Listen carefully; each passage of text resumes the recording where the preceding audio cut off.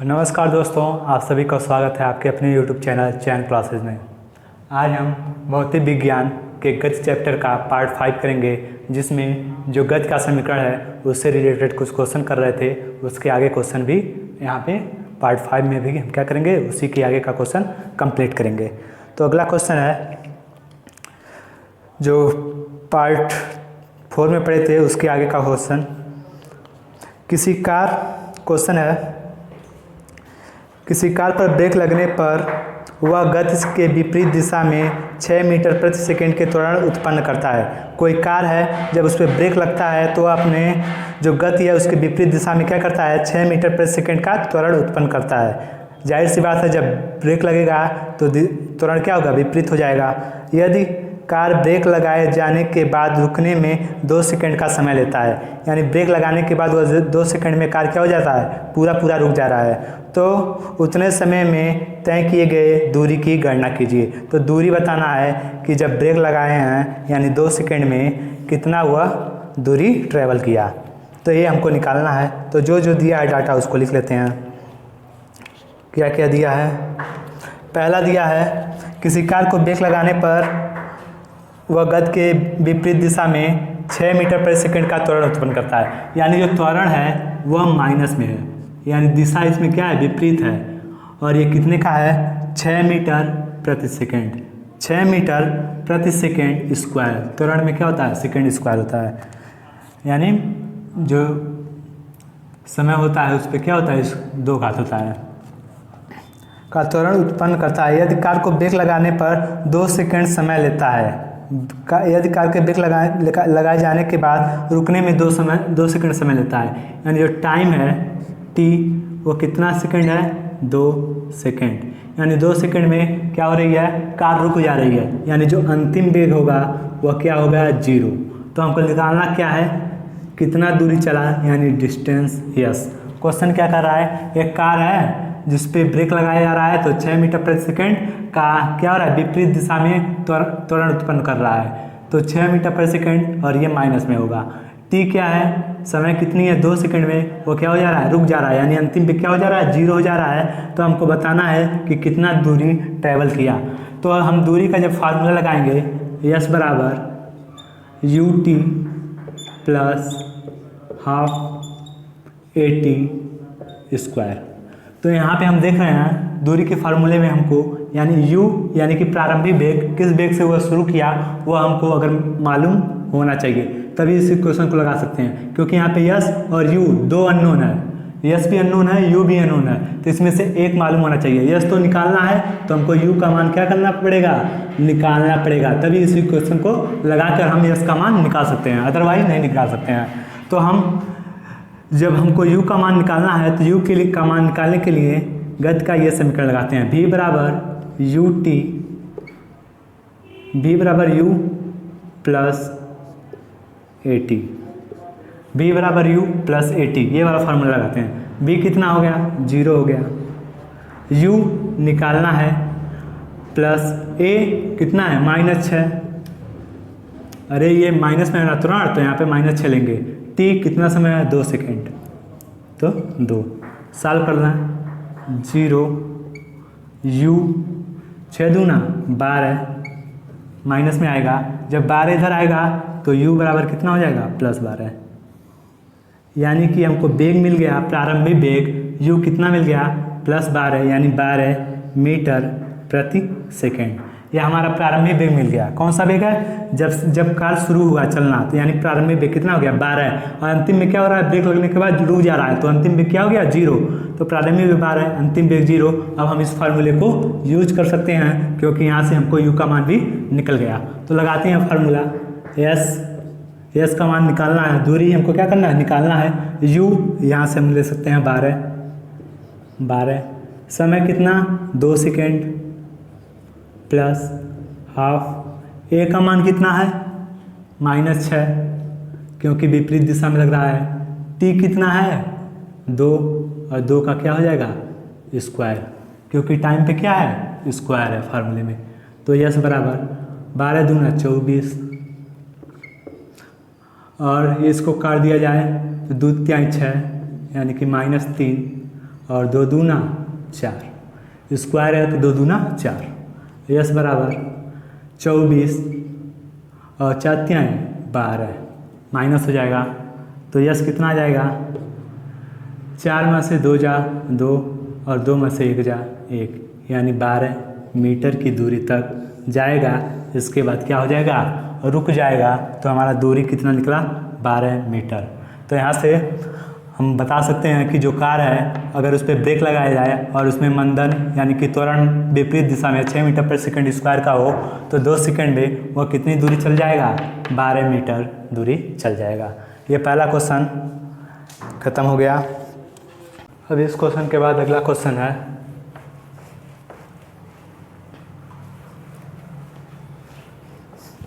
अगला क्वेश्चन हमारे पास है, क्वेश्चन है कि एक मोटर वाहन में ब्रेक लगाने से 20 सेंटीमीटर प्रति सेकंड स्क्वायर का मंदन उत्पन्न होता है।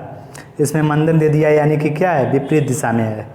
यदि ब्रेक लगाने पर गाड़ी 20 सेकंड बाद रुकती है तो गाड़ी का प्रारंभिक वेग कितना था और ब्रेक लगाने के स्थान से कितनी दूरी जाकर रुकेगा। सेम उसी टाइप का क्वेश्चन है, सेम उसी तरह से करेंगे।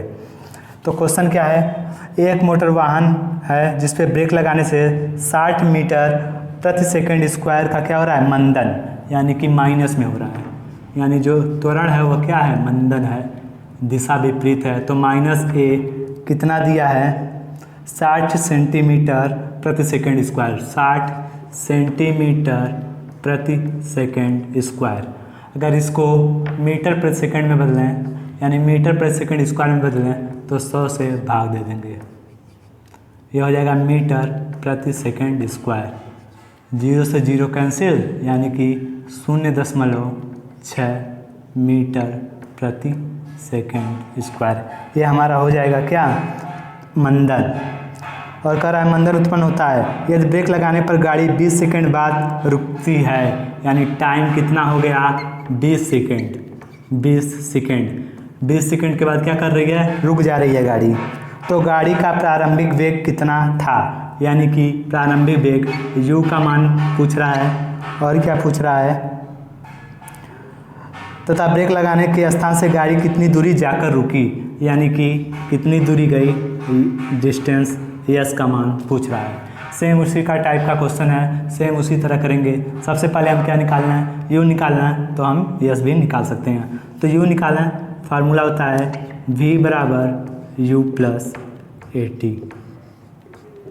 फार्मूले में रखें v कितना है, तो गाड़ी क्या हो रही है, रुक रही है ना, जाकर रुकेगी, यानी अंतिम वेग क्या हो जाएगा, 0।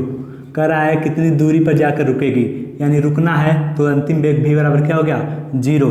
अब प्रारंभिक वेग निकालना है तो v की जगह रख देंगे 0, u का मान निकालना है और ये प्लस a का मान यहाँ पे माइनस है तो माइनस 0.6। टाइम कितना है, 20 सेकेंड। सॉल्व कर लेते हैं, 0 u, इस 0 और इसको कैंसिल कर देगा, 6 दूना 12 यानी कि -12। दशमलव खत्म हो जाएगा, इस 0 से ये दशमलव खत्म हो जाएगा, एक अंक पे दशमलव है और यहाँ पे 0 है। तो यहाँ से u का मान कितना हो जाएगा, u बराबर 12, यानी जो प्रारंभिक वेग है वह 12 मीटर प्रति सेकंड का वेग है। अब हमको पूछ रहा है कितनी दूरी जाएगा, तो दूरी जाने के लिए क्वेश्चन लगाते हैं, v स्क्वायर बराबर u square plus 2as, v square बराबर u स्क्वायर प्लस 2as। इस इक्वेशन को लगाते हैं तो v का मान अंतिम वेग 0, u स्क्वायर, u कितना हो गया, 12, यानी 12 का स्क्वायर प्लस 2a का मान त्वरण कितना है, 0.6 माइनस 0.6। दूरी निकालना है, यस को क्या करना है, निकालना है। सॉल्व करते हैं, 12 का स्क्वायर यानी कि 144, फिर प्लस माइनस का गुणा माइनस और 6 दूना 12 यानी 1.2 यस। ठीक, अब हम क्या करेंगे, इसको इधर भेजेंगे बराबर के इधर, तो ये प्लस में हो जाएगा 1.2 2s बराबर 144। तो यस बराबर कितना होगा 144। यहाँ पे गुणा कर रहा है, यहाँ पे जाके क्या करेगा भाग कर देगा।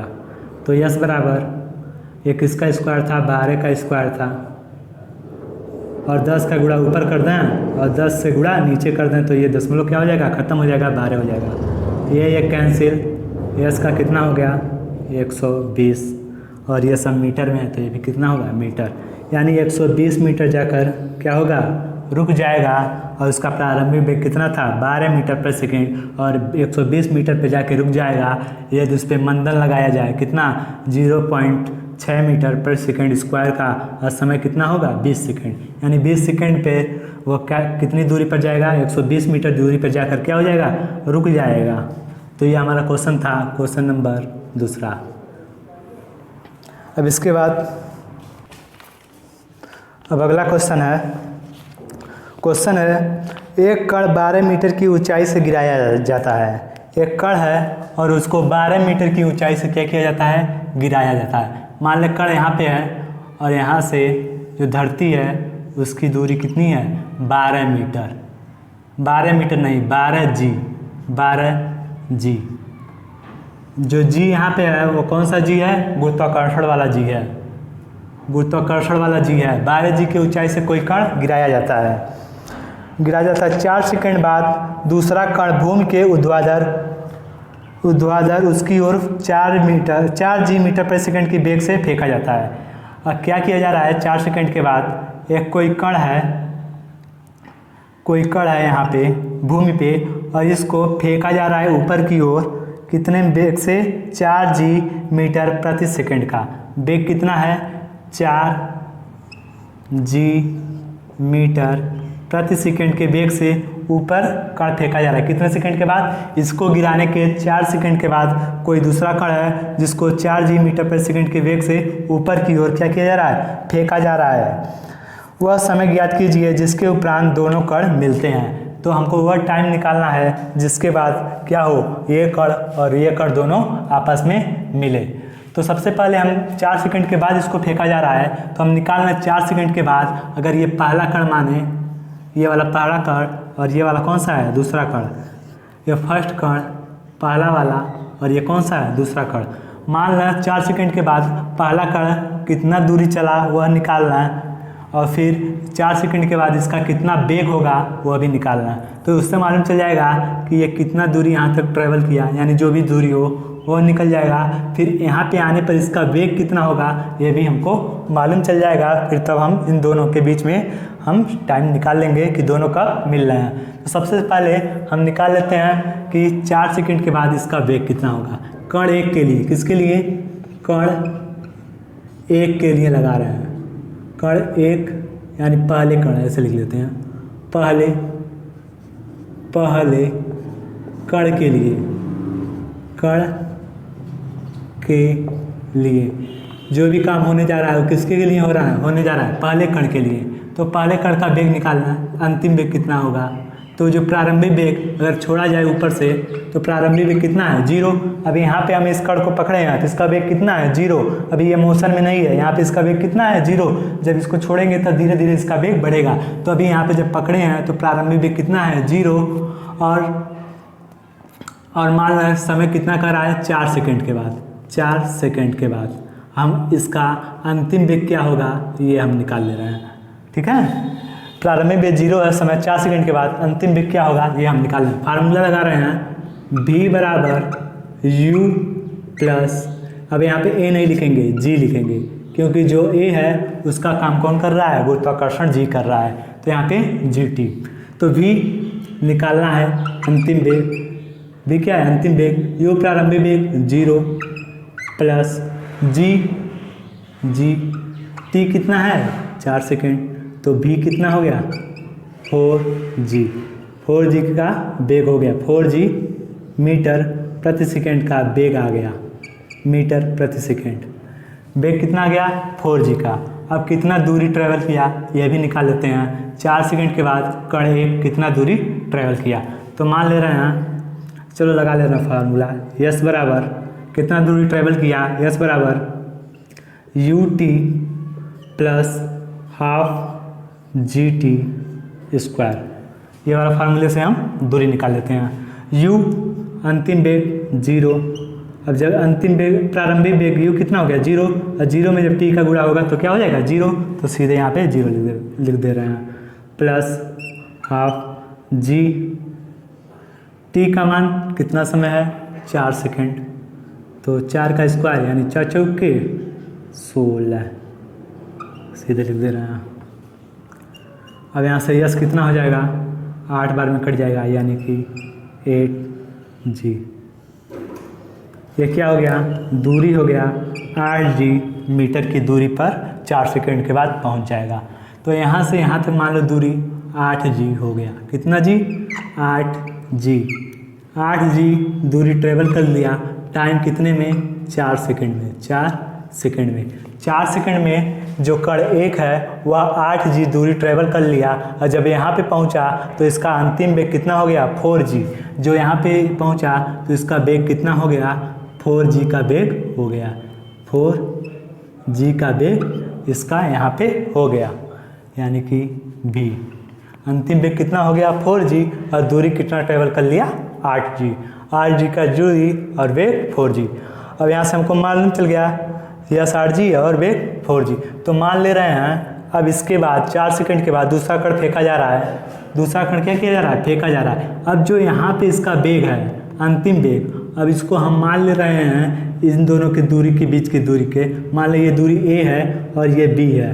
ये कौन सा पॉइंट है ए है और ये पॉइंट बी है। अब ए और बी के बीच में हमको कैलकुलेशन करना है। तो मान ले रहे हैं जब ए पर जब ये पहुंचा कण 1 बिंदु ए पे पहुंचा तब उसका जो प्रारंभिक वेग होगा वो क्या होगा 4 जी का होगा, क्योंकि यहाँ पे अब इसका वेग कितना हो जा रहा है 4 जी का वेग हो जा रहा है। तो जब बिंदु ए पर कण 1 का जो वेग है वो कितना हो गया 4 जी, तो इसको हम बिंदु ए पर इसका प्रारंभिक वेग मान सकते हैं। तो यहाँ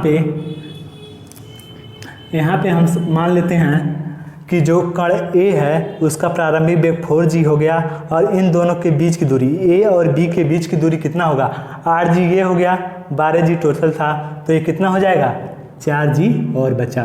टोटल 12 जी था, 8 जी ट्रेवल कर लिया कण 1 और बचा कितना 4 जी का दूरी अभी शेष बचा हुआ है। यानी ए और बी के बीच की दूरी अभी कितना बचा हुआ है 4 जी का दूरी बचा हुआ है। अब इसके बाद हम लगाएंगे, मान लेंगे जो कण 1 है और कण 2 है दोनों कितने सेकंड के बाद टी सेकंड के बाद आपस में मिलते हैं। मान लेते हैं माना जो कण 1 है, कण 1 यानी पहला कण ऐसे लिखते हैं पहला कण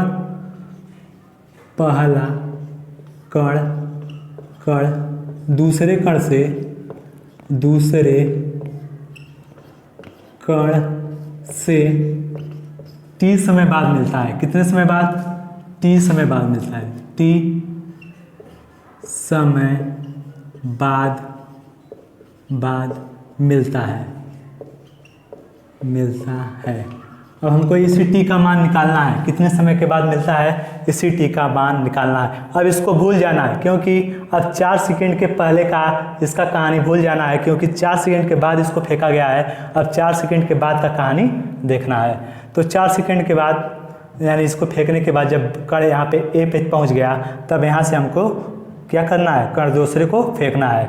तो इसका वेग कितना है 4 जी का और इसका 4 जी का। तो मान ले रहे हैं कि कुछ समय के बाद यानी टी समय के बाद दोनों मिले हैं, तो टी समय के बाद जो कण पहला है वह कितना डिस्टेंस ट्रेवल करेगा। मान ले रहे हैं टी सेकंड के बाद कण जो पहला है यस डिस्टेंस यानी कि S1 डिस्टेंस ट्रेवल किया, चली गई दूरी कण पहले के द्वारा S1। किसके द्वारा S1 यानी कण पहले के द्वारा चली गई दूरी अगर S1 हो तो हम फार्मूला लगाएंगे S1 बराबर UT plus half GT square. तो S1 निकाल लेते हैं। S1 बराबर U, अब इसका प्रारंभिक वेग जो अंतिम वेग था यहाँ से यहाँ तक का वो इसका क्या हो जाएगा प्रारंभिक वेग, यानी U कितना हो जाएगा 4 जी का हो जाएगा। अब यहाँ से A और B के बीच में देख रहे हैं, एक में ये प्रारंभिक वेग हो जाएगा 4 जी क्या हो जाएगा प्रारंभिक वेग। तो U हम यहाँ पे क्या रखेंगे 4 जी रखेंगे। T निकालना है कितने समय के बाद मिलेगा प्लस हाफ जी टी क्या करना है, निकालना है। ठीक है, अब ये कण 1 के लिए हो गया, किसके लिए, ये कण 1 के लिए था। अब कण 2 के लिए, कण 2 यानी दूसरे कण के लिए, दूसरे कण के लिए। अब किसके लिए देखने जा रहे हैं, दूसरा कण जो नीचे से फेंका जा रहा है, दूसरा वाला कण। अब इसका कितनी दूरी ट्रेवल किया, मान ले रहे हैं ये s2 दूरी ट्रेवल किया। कितना दूरी ट्रेवल किया, s2 दूरी ट्रेवल किया।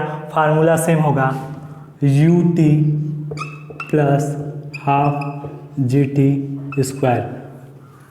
तो s2 दूरी ut प्लस हाफ GT²। तो यहाँ से हम s2 निकाल लेते हैं। u यानी कि इसका प्रारंभिक वेग कितने से फेंका जा रहा है, 4 मीटर पर सेकेंड।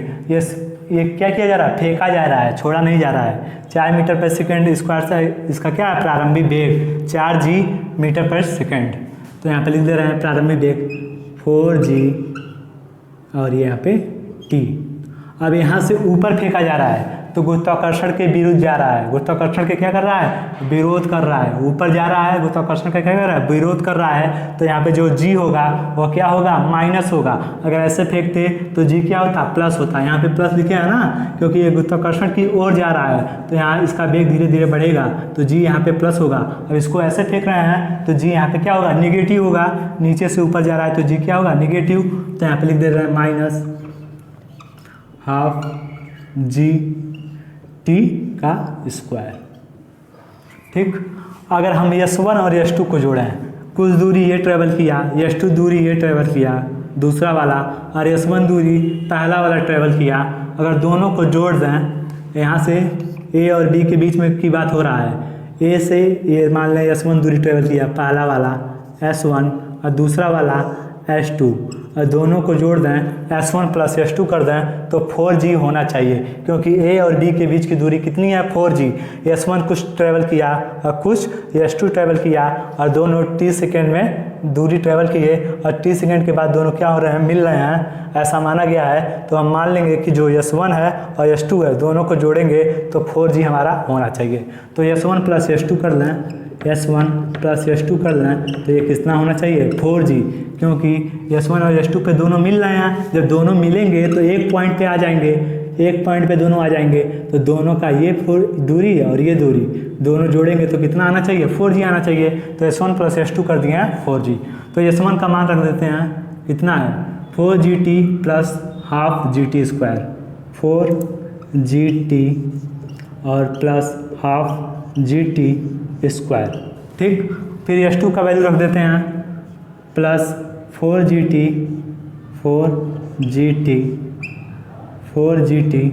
और फिर minus half GT², minus half GT का क्या स्क्वायर बराबर कितना होना चाहिए, 4g होना चाहिए। तो बराबर हम कर दे रहे हैं कितना, 4g। अब देख रहे हैं हाफ GT² है, क्या है, स्क्वायर है। हाफ GT² और हाफ GT², एक प्लस और एक माइनस क्या हो जाएगा, कैंसिल हो जाएगा। ये वाला कैंसिल हो जाएगा पूरा इससे। हाफ GT² प्लस में है और ये माइनस में है, दोनों चीज़ सेम है, क्वांटिटी सेम है, और ये प्लस और माइनस में है, दोनों क्या होंगे, कैंसिल हो जाएंगे। 4GT और 4GT जोड़ेंगे तो कितना होगा, 8GT अब बराबर 4g। अब यहाँ से हम g ऐसे कर देते हैं, t बराबर कितना होगा, 4g बटे 8g, 4g बटे 8g। g से g कैंसिल, 4 एकम में 4, 4 दूना 8, कितना हो जाएगा, 1/2। और टाइम किस में लिखेंगे, सेकंड में, क्योंकि सब चीज़ किस में लिया है, सेकंड में लिया है। जहाँ भी लिया है टाइम तो यहाँ भी क्या होगा, सेकंड। तो आधा सेकंड यानी 1/2 सेकंड के बाद दोनों कण आपस में मिल जाएंगे। तो t बराबर कितना आ गया, आधा सेकंड, यानी कि 1/2 सेकंड के बाद दोनों कण आपस में मिल जाएंगे। तो यह हमारा क्वेश्चन कंप्लीट हुआ, और यहाँ से गति का चैप्टर भी या गति का समीकरण का पूरा क्वेश्चन, हर टाइप का क्वेश्चन कंप्लीट हो चुका है। अब अगला चैप्टर होगा फोर्स यानी कि बल। इसी के